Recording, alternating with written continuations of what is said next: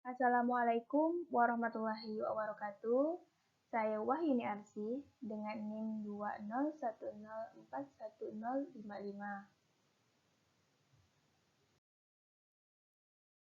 Pada video kali ini, saya akan membahas tentang teknik sampling dan besar sampel.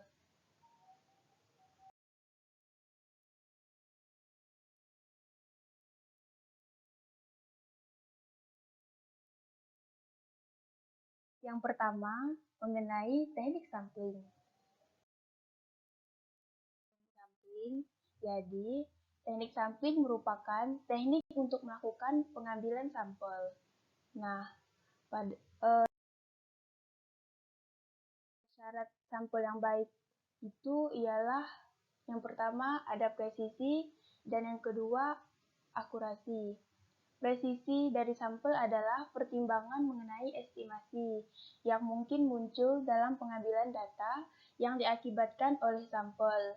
Salah satu cara untuk estimasi data ini adalah melihat standar deviasi dari data yang ada.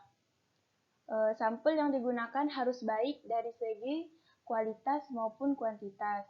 Adapun akurasi yang mengacu kepada sifat dan karakter dari sampel yang digunakan.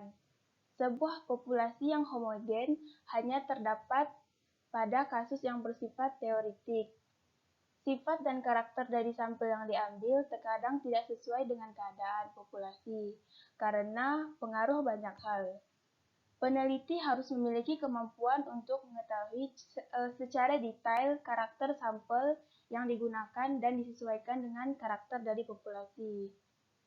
Adapun tujuan pengambilan sampel dengan alasan yang berkenaan dengan pengambilan sampel adalah yang pertama, percobaan yang bersifat merusak. Yang kedua, masalah teknis penelitian. Kemudian, teknik sampling ini dikelompokkan menjadi dua.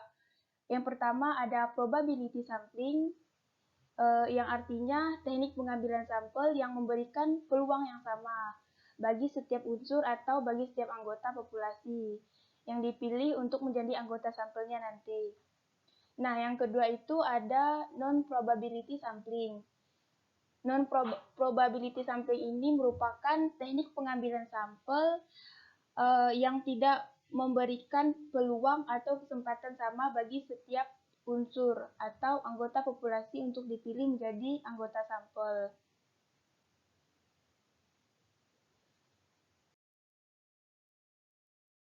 Yang pertama ada probability sampling. Probability sampling ini memiliki macam-macam jenisnya.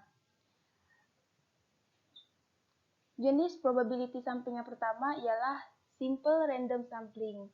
Dikatakan simple karena pengambilan anggota sampel dari populasi dilakukan secara acak, tanpa memperhatikan strata yang ada dalam populasi. Cara tersebut dilakukan bila anggota populasi itu termasuk homogen. Yang kedua ada proportionate stratified random sampling. Jenis ini merupakan teknik yang digunakan bila populasi mempunyai anggota atau unsur yang tidak homogen dan berstrata secara proporsional. Nah, yang ketiga ada disproportionate stratified random sampling. Teknik ini digunakan untuk menentukan jumlah sampel bila populasi berstrata tetapi kurang proporsional. Yang terakhir ada cluster area atau biasanya disebut dengan area sampling. Sampling daerah biasanya itu digunakan untuk menentukan sampel bila objek yang akan diteliti atau sumber data yang sangat luas. Misalnya, penduduk suatu negara, provinsi, atau suatu kabupaten. Untuk menentukan penduduk mana yang akan dijadikan sumber data, maka pengambilan sampelnya berdasarkan daerah populasi yang telah ditetapkan. Tempat sampling daerah ini sering digunakan melalui dua tahap, yaitu tahap pertama, menentukan sampel daerah. Kemudian tahap berikutnya, menentukan orang-orang yang ada pada daerah secara sampling juga.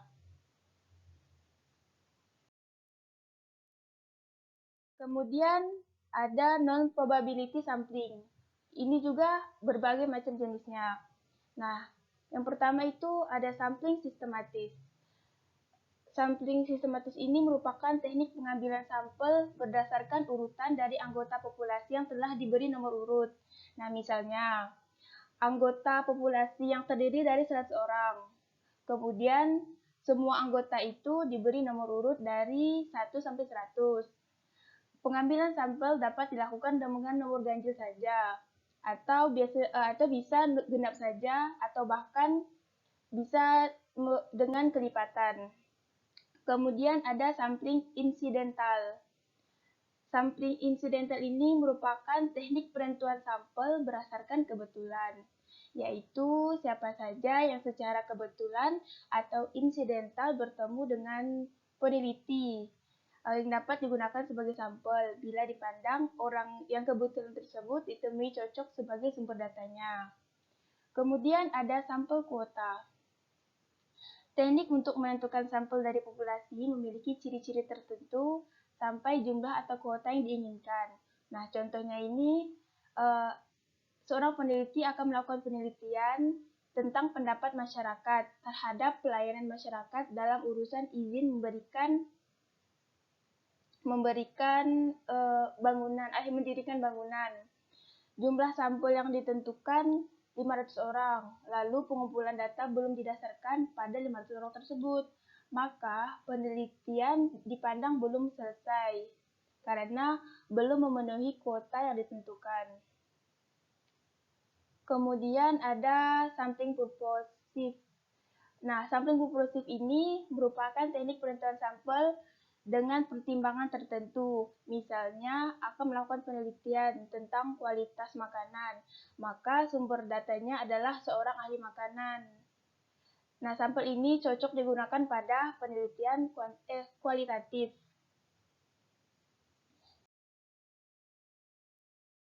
Kemudian ada sampling jenuh. Sampling jenuh ini merupakan teknik penentuan sampel bila semua anggota populasi digunakan sebagai sampel. Hal ini sering terjadi jika populasi itu relatif kecil. Misalnya, jumlah populasi itu kurang dari 30 orang, atau penelitian yang ingin digunakan generalisasi dengan kesalahan yang sangat kecil. Istilah lain sampling jenuh adalah sensus. Kemudian ada snowball sampling.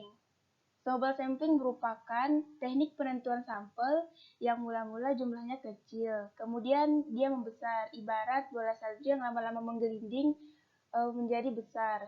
Penentuan sampel pada snowball sampling ini pertama dipilih 1 atau 2 orang, tetapi dengan 2 orang ini belum merasa dianggap terhadap data yang diberikan, maka peneliti mencari orang yang lebih tahu dan dapat melengkapi data yang diberikan oleh 2 orang sebelumnya. Sebelumnya kan ada data purposive dan ini data snowball. Kedua ini biasanya digunakan pada penelitian kualitatif.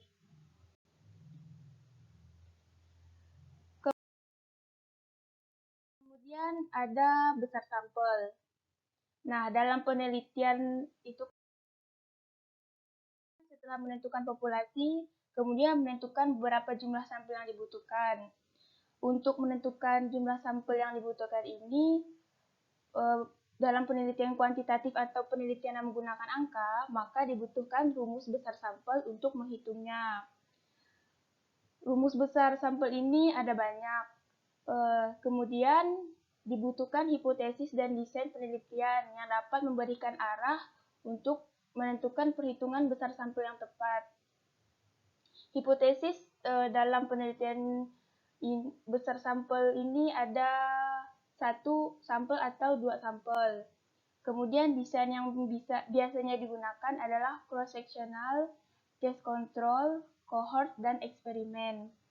Sampel yang biasa dikenal sampel independen dan sampel dependen.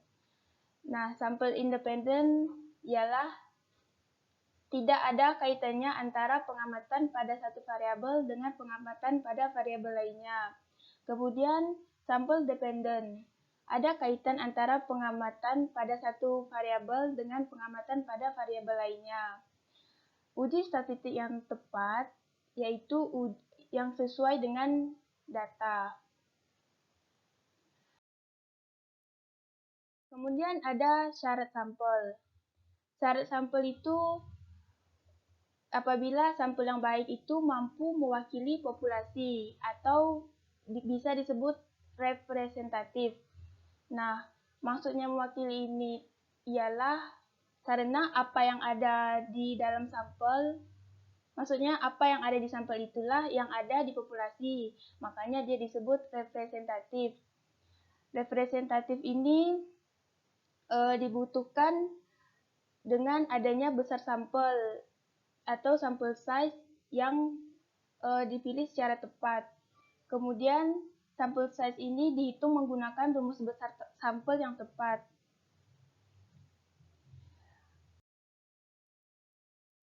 Perhitungan besar sampel umumnya ada dua, yaitu studi proporsi atau persentase.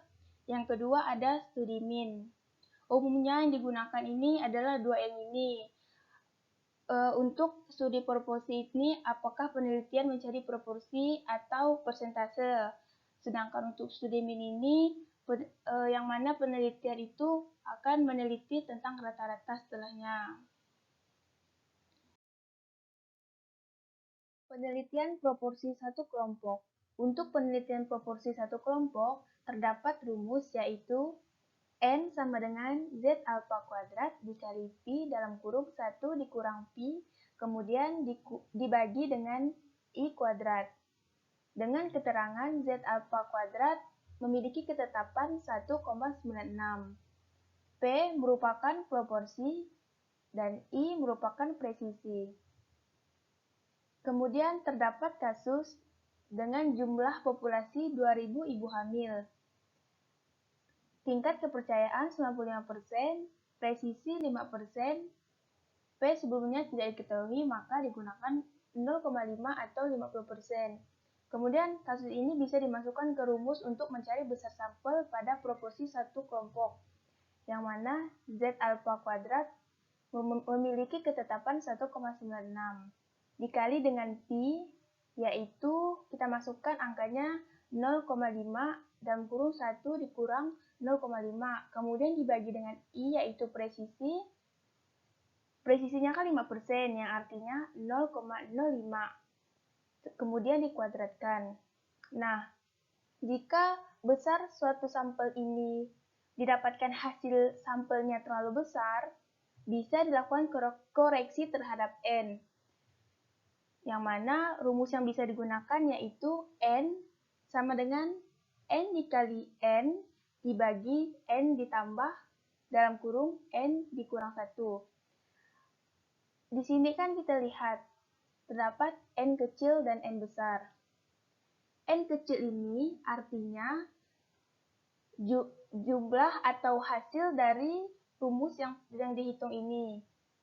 Yang N sama dengan Z alfa kuadrat dikali Pi dalam kurung 1 kurang Pi dibagi I2. Nah, N kecil ini merupakan hasil dari N yang di rumus sebelah sini. Kemudian ada N besar yang merupakan jumlah populasi. Jika dilihat dari kasus, N besar ini bisa kita ambil yaitu 2.000 ibu hamil. Nah, jika didapatkan hasil koreksi terhadap N ini merupakan nilai minimum atau nilai yang terkecil dari hasil koreksi nilai N atau nilai minimum terhadap besar sampel yang didapatkan. Nah, nilai minimum ini tidak bisa dikurangi lagi karena ini merupakan nilai yang minimum. Selanjutnya ada penelitian mencari nilai min atau rata-rata. Terdapat rumus untuk besar sampel nilai min yaitu N sama dengan Z alfa dikali S dibagi D kuadrat. Nah, di sini terdapat kasus penelitian tentang min berat badan mahasiswa putri di kota Denpasar dengan tingkat kepercayaan 95%, presisi atau D 1,5 bisa dimasukkan ke rumus dan standar deviasi S adalah 5 kg.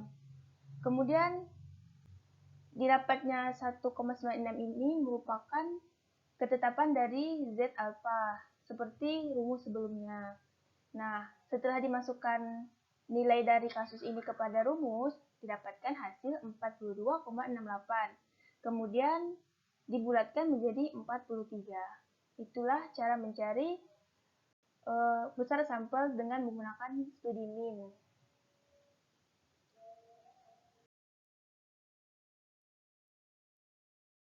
Di dalam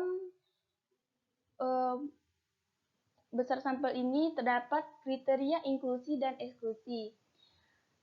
Maksudnya itu, inklusi adalah syarat sampel yang layak dijadikan sebagai responden atau partisipasi. Yang contohnya, dicari 20 ada sampel yang dibutuhkan misalnya semuanya berumur sama 20 tahun dan didapatkan sampel 20 tahun juga, berarti dia layak dijadikan sebagai responden. Atau dibutuhkan sampel jenis kelamin perempuan dan ternyata yang didapatkan sampel jenis kelaminnya memang perempuan, berarti dia layak dijadikan sebagai responden. Tetapi apabila dieksklusi, yang artinya memenuhi syarat tetapi tidak layak untuk dijadikan sebagai responden atau partisipan karena kondisi tertentu.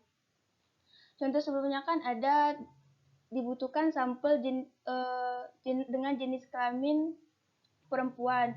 Dia memang memenuhi syarat sampelnya, tetapi tidak layak karena kondisi tertentu. Sampel perempuan ini dibutuhkan mereka yang sehat, tetapi ada beberapa darinya yang tidak sehat. Makanya dia tidak layak untuk dijadikan sebagai responden atau partisipan karena kondisi tertentu, contohnya yang disebutkan tadi.